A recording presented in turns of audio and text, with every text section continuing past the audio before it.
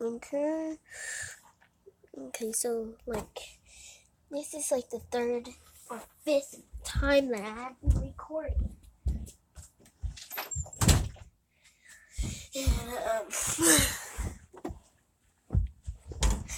And, I want y'all to see this video, because I don't want you to, think I'm evil. I'm not really evil, so let's go ahead. Like I said, this is the third time. Not a very happy reason.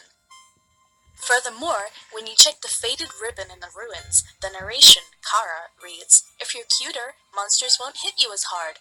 That pretty much speaks for itself, but if you need a little more of a nudge, it's a pretty heavy indicator that Kara was abused on the surface by humans. This is further evidenced by the fact that Toriel has dulled down all the tools in her home and hidden all the knives. And we know that Kara meant no ill harm to the Dreamer family, more on that later, so it's implied that Kara actually planned on using these tools on themselves. From all this, we can gather that Kara was not in the best place in their life when they fell. They obviously climbed the mountain to commit suicide, and most likely from abuse from humans. This explains their distaste for the human race, but when they fell down, they were taken in by the loving dreamers, who gave them a home and treated them with love and kindness. A lot of people may think that Kara was simply playing along and pretending to care about the dreamers, but that's far from the truth. When you check around New Home and a No Mercy run, Kara will find snippets from their past that Asgore kept around the house. A pink hand-knit sweater reading Mr. Dad Guy, macaroni art of a flower, described as "For King Dad," a drawing of a golden flower by Kara's bed. All of these were made by Kara, for their family. If they were made by Asriel, they would have just said Dad. Kara poured their love for their family into these gifts. They were abused by humans, and the only people who had ever showed kindness to them were the Dreamers. Why wouldn't they love them back? No one ever said Kara hated monsters. This leads into their plan, the one to gather 6 human souls. Many interpret this plan as some carefully crafted scheme to kill all humans, but it's really quite the opposite. The plan starts when Kara and Asriel decide to make a butterscotch pie for Asgore. They confuse cups of butter for buttercups, and use those in the recipe instead. And before you say this was intentional on Kara's behalf, we're talking about a possibly 10-year-old here who liked Star Wars and dogs and stupid puns. They didn't even know the flowers were poisonous until after the incident. Otherwise, they could have gone through with the plan far before.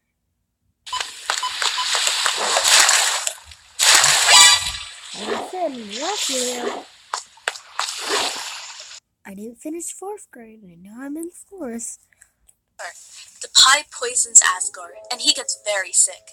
Asriel comments on this later by saying that he should have laughed it off like Kara did. Oh, so this means Kara enjoyed Asgore's pain, right? Wrong.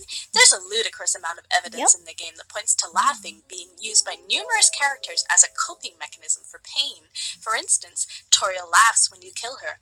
Sans tells jokes despite being depressed. The villagers in Snowdin laugh away their sorrows. Snowdrake's father describes his sad life, laughs, and then says, "That's not funny." Laughing at Snowdrake's mother's amalgamate prompts the narration from Kara, "You laugh and keep laughing. It's so funny, you can't stop. Tears run down your face."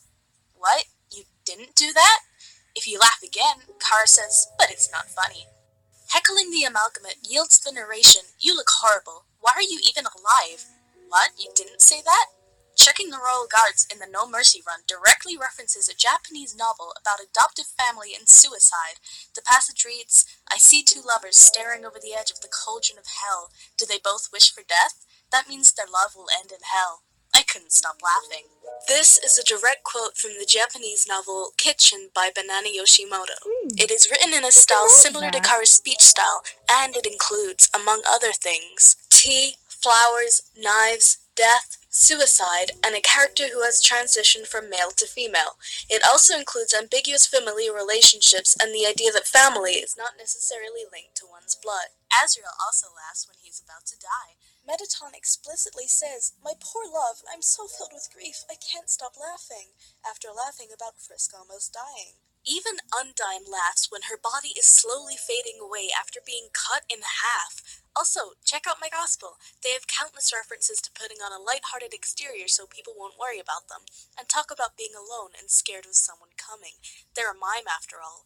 They literally mimic Kara. I think that's about enough evidence to confidently say that Kara didn't enjoy Asgore's pain when he was accidentally poisoned. Kara really was just laughing off the pain, trying to make light of a traumatic situation to cope. This is a symptom highly found in mentally ill people. Why is he the only one that gets me? Just fits a knife in my soul. Moving on with their plan, once Kara realized that buttercups were poisonous, they had an idea. Monsters knew that a human soul combined with a monster soul would be powerful enough to cross the barrier, but not to break it. Now, if Kara only wanted to cross the barrier to kill humans, they could have easily just killed one of the dreamers and taken their soul, right? But they didn't. Instead, they discussed the plan with Azriel and proceeded to poison themselves with buttercups, an excruciatingly painful way to die. Symptoms include bloody diarrhea, excessive salivation, colic, and severe blistering of the mouth. They willingly put themselves through this in order to spare their family, and by extension, free all monsters from the underground. The plan was that when Kara died from poisoning, Azriel would absorb their soul, cross the barrier, gather 6 human souls, and return to break it, freeing monsters. At first glance, when listening to the tapes in the True Lab, it may sound like Kara is manipulating Azriel into the plan, but upon closer examination, Azriel is totally fine with it. He agrees to the plan, knowing fully well that he would have to kill 6 humans in order for it to succeed. He's of course a little concerned, but he agrees, realizing they'd be able to free all monsters together. The only time he truly hesitated was when he realized how much pain Kara was in. He cared about them. They were his closest siblings, and seeing them suffering on their deathbed, being the only person to know that it was all intentional and not just some sickness, it was a lot for Azriel to deal with, but he kept going with it, from his own will, and continued with the plan. Narration throughout the game indicates that no one, human nor monster, could have ever predicted what would happen when a monster absorbed a human soul. It had never happened before, and no one knew what to expect. So when Azriel absorbed Kara's soul, they didn't know that power would be split between them. So Kara picked up their dead body and carried it to the surface. When humans saw this, they blindly assumed the monster had killed the human and immediately attacked. Kara had known they would attack and wanted to show Azriel the true nature of humans, that they really are cruel and attack things they don't understand. Azriel was dying. He was severely wounded, and the only way for him to survive would be to fight back. Only then did Kara urge him to kill more humans. It was the only way for him to survive. Kara didn't want their best friend to die for nothing. So they tried to use their power to fight back against the humans. They were trying to protect him, and they were filled with bad feelings towards the humans after being abused by them. No wonder. But Azriel refused, picked up Kara's body, and turned back. He passed away and became Flowey, while Kara remained dead but semi-conscious in their body.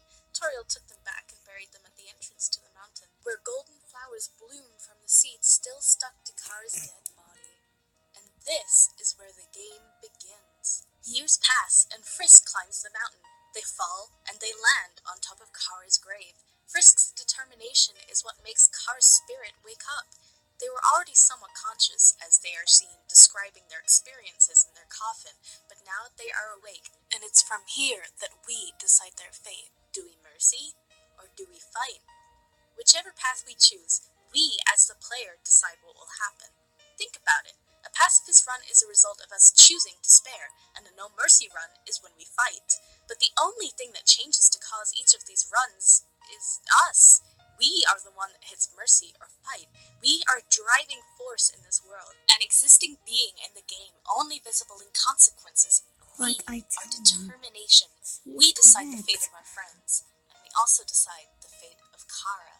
If we choose to mercy, Kara will become our ally. They will translate monster dialogue for us, give us helpful tips, give us directions, and even transfer their memories of Asgore telling them to stay determined from when they were on their deathbed to help Frisk, stay determined when they die. And finally, the most important thing they do. During Azriel's boss fight, we must save each of our friends by restoring their memories and kindness, by reminding them of the good times we had together throughout the game. We play fight with Undyne, geek out with Alphys, and so much more. We remind everyone of everything we went through together that led to us being friends. But when it comes to saving Azriel, we don't really have any good memories of him. I mean, heck, just 5 minutes ago he was a murderous flower who stole the souls of all friends, and is now trying to destroy the entire world. What are we supposed to do? But then out of nowhere, there's a flashback. A a scene of a memory from a long, long time ago of Azrael finding Kara and I helping love them back this to his home. timeline. These memories are what make Azrael remember his compassion, gather the souls, and break the barrier, freeing all of monster kind. But those memories didn't come from Frisk. It happened decades ago, and they certainly didn't come from us. We didn't know the full story. So, who did they come from? You guessed it, Kara. Kara is the reason we're able to save monsters and give everyone a happy ending. Without them, monsters would have been trapped under the surface forever, and Ezra would still be stuck in a world without love. Kara helps us remind him of kindness and compassion, and without that, the pacifist ending would be impossible. So that's great! Kara helps us save everyone in the pacifist run. So what about the No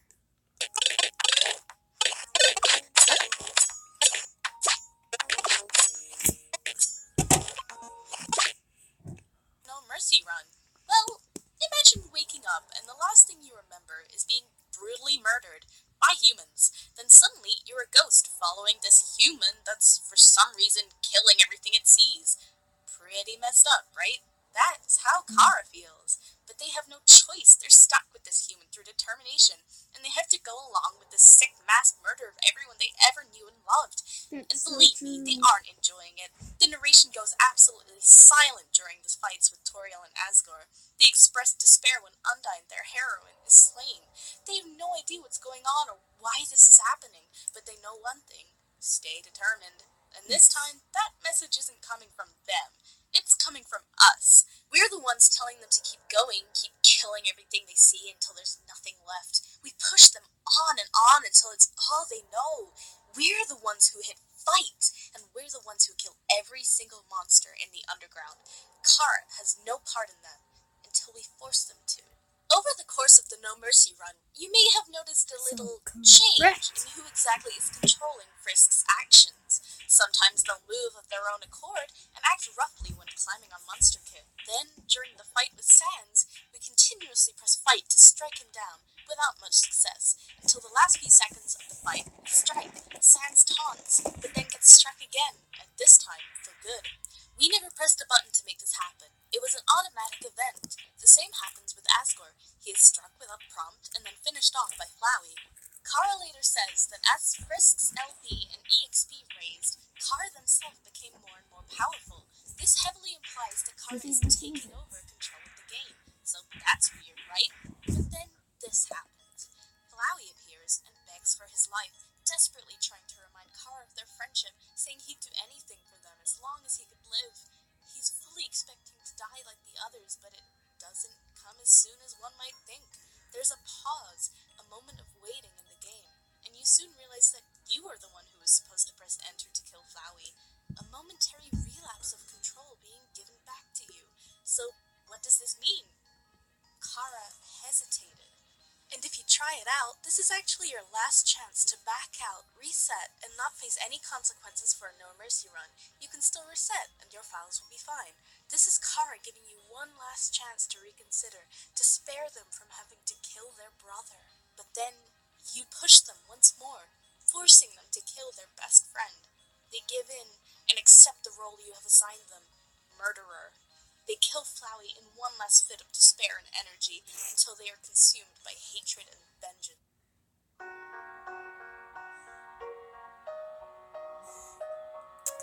Like I told you a million times. Even if you get annoyed from me saying this over and over again. But she is correct. I don't know why you think I'm the villain. Kara appears before you in a field of darkness. A heartbeat sounds in the background, much like the one Undyne described while being filled with determination.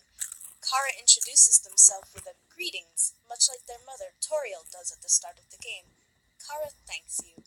They talk about how they awoke confused until you showed them what to do. Your power awakened me from death. My human soul, my determination, they were not mine, but yours. At first, I was so confused. Our plan had failed, hadn't it? Why was I brought back to life? You. With your guidance, I realized the purpose of my reincarnation. Power. Kara explicitly states that it was you, the player, who taught them to murder, to kill, all for the sake of power. It was your influence that brought them to this point. They're just a kid after all. They're very impressionable, and you impressed upon them that murder was the right answer. Together, we eradicated the enemy and became strong. HP, attack, defense, gold, EXP, LV. Every time a number increases, that feeling, that's me, Kara. Now we have reached the absolute. There is nothing left for us here. Let us erase this pointless world and move on to the next. Kara talks about how with your help and guidance, they were able to become stronger and assume control. Their only goal at this point is power, thanks to you, and advise you to assist them in erasing the world so that you can move on and consume another. But I'm sure most of you are feeling a little hesitant at that idea, despite it being literally what you just did. So many players' immediate response is to refuse this offer. You do not erase the world. Kara is flung into a state of confusion and betrayal. I mean, you told them you wanted power, right? They were helping you get it. You were supposed to do it together. They can't understand. No? How curious. You must have misunderstood. Since when were you the one in control? They destroy the world. And I mean, yeah, that's a little messed up, but you did just kind of do the exact same thing like 5 minutes ago. And all out of boredom and curiosity, too. You wait through 10 minutes of wind howling. That's also kind of like Undyne's determination. This kid must really like Undyne. And so Kara reappears in voice form. Interesting. You want to go back. You want to go back to the world you destroyed. It was you who pushed everything to its edge. It was you who led the world to its destruction. But you cannot accept it. You think you are above consequences. And right there, those few simple sentences completely summarize the fanbase's unreasonable hatred for Kara. We do think we are above consequence. We think it's just a game, a toy for us to play with, a world for us to bend to our will. And sure it is. That's why there's no mercy run in the first place, right? But that doesn't necessarily mean that we should be allowed to get away with it without consequence. Most will compare Kara or Frisk to the player, but honestly, Flowey comes closest to truly representing how the player feels. He has power, and with that power he can do whatever he wants with this world. Befriend, kill, mend, destroy. All out of boredom and curiosity. It's sheer intrigue, the very drive